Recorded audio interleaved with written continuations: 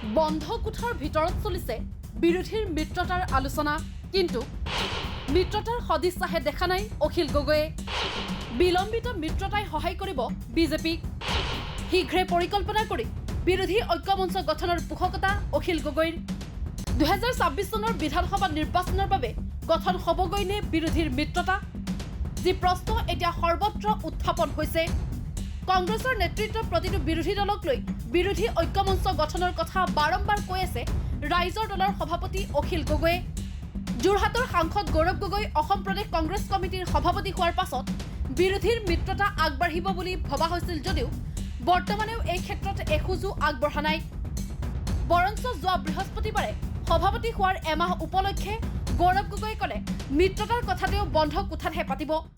মই পুনৰবাৰ আমাৰ স্থিতিটো ক'বই লাগিব কি যদি আমি কাৰোবাৰ লগত মিত্ৰতা কৰিবলৈ বিচাৰোঁ, কাৰোবাক যদি সহায় কৰিব লাগে, প্ৰথমে আমি নিজৰ স্থিতিটো আৰু সবল কৰিলেহে আমি বেলেগৰ লগত এজন ভাল মিত্ৰৰ দৰে আমি নিজৰ দায়িত্ব পালন কৰিব পাৰিম।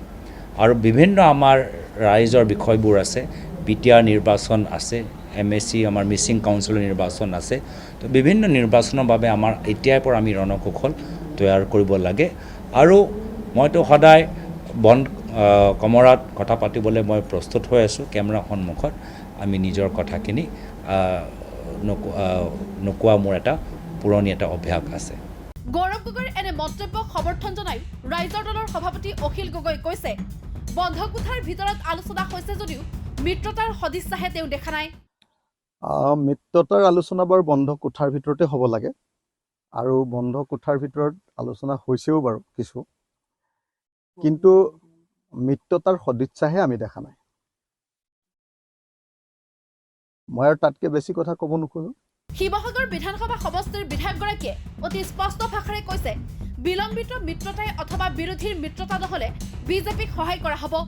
বন্ধ কোঠা অথবা স্বাক্ষৰোদ্ধকৰ কোঠাতেই হওক মিত্ৰতাৰ সন্দৰ্ভত আলোচনা অনুষ্ঠিত কৰাৰ আহ্বান অখিল গগৈৰ।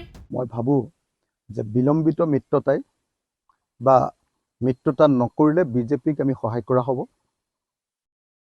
বন্ধ কোঠাৰ ভিতৰতেই হওক বা একেবাৰে স্বাক্ষৰোদ্ধকৰ কোঠাতেই হওক, মানে য'ত আৰু হাৱাও সোমাব নোৱাৰিব, তাতেই আলোচনাটো কৰোঁ বাৰু, ঠিকে আছে। বন্ধ কোঠাৰ ভিতৰতেই হওক, ৰুদ্ধদ্বাৰ বুলি আপোনালোকে যে লিখে, ৰুদ্ধদ্বাৰ মানে য'ত মানে অলপ হাৱাও সোমাব নোৱাৰিব, তেনেকুৱা কোঠাৰ ভিতৰতেই বাৰু আলোচনাটো কৰোঁ।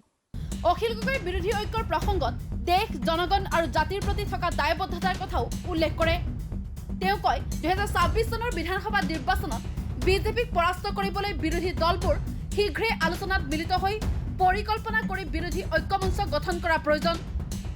বিৰোধী ঐক্যমঞ্চৰ জৰিয়তে নিৰ্বাচনত প্ৰতিদ্বন্দ্বিতা কৰাৰো আহ্বান অখিল গগৈৰ। যদি সঁচাকৈ দেশৰ প্ৰতি, জনগণৰ প্ৰতি আৰু জাতিৰ প্ৰতি দায়বদ্ধতা আছে, 2026 চনত বিজেপিক হৰুৱাবৰ কাৰণে আমি সোনকালে আলোচনাত মিলিত হৈ সোনকালে প্লেন কৰি বিৰোধী ঐক্যমঞ্চ তৈয়াৰ কৰি ঐক্যবদ্ধভাৱে বিজেপিক খেদিবৰ কাৰণে আগবাঢ়ি আহিব লাগে। আনহাতে মিত্ৰতাৰ প্ৰশ্নটোত কোনো দলকে কথাৰ ফুলজাৰিৰে অৱহেলা নকৰিবলৈও আহ্বান ৰাইজৰ দলৰ সভাপতিগৰাকীৰ। বিলম্বিত মিত্ৰতাই বিজেপিক 2026 চনত পুনৰ শাসনলৈ অহাত সুযোগ দিব। সেই মিত্ৰতা যদি কৰিব লাগে শীঘ্ৰে কৰাৰো আহ্বান অখিল গগৈৰ। আমি কোনেও কথাৰ ফুলজাৰিৰে, আমি কোনেও ডিপ্ল'মেটিক কথাৰে প্ৰকৃত ইউনিটিৰ প্ৰশ্নটোক অৱহেলা কৰাটো উচিত নহ'ব। মই আকৌ এবাৰ কৈছোঁ যে বিলম্বিত মিত্ৰতাই বিজেপিক আকৌ 2026 চনত অহাত সুবিধা কৰি দিব। গতিকে যদি মিত্ৰতা হয় সোনকালে মিত্ৰতা হ'ব লাগে। পিছে অখিল গগৈৰ এনে আহ্বান মানিবনে গৌৰৱ গগৈয়ে? নে মিত্ৰতাৰ প্ৰসংগটো শুশকা বিচনা কৰি থাকি পিছুৱাই নি থাকিব? পৰৱৰ্তী সময়ত মিত্ৰতাৰ আলোচনাত আসন ভাগ বটোৱাৰাক লৈ সংঘাতৰ সৃষ্টি হ'ব আৰু মিত্ৰতাও কাৰ্যত হ'ব বুমেৰাং। নিউজ ডেস্ক ৰিপৰ্ট, দি ক্ৰছ কাৰেণ্ট।